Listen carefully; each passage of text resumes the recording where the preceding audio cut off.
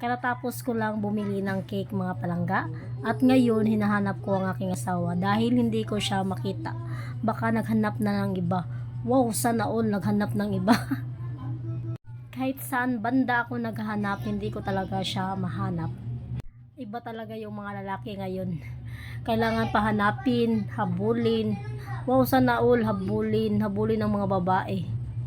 Nandito pala ako sa Gaisano Fiesta Mall mga palangga dahil bumili ako ng cake at tapos gusto ng anak ko na bibilhan siya ng laruan dahil yun ang hiling niya sa birthday niya. So hindi ko mahanap ang asawa ko kaya kami na lang pupunta sa itaas. Nandoon kasi yung mga laruan. So tara, let's go mga palangging. Samahan niyo ako dahil excited na yung anak ko na bumili ng laruan.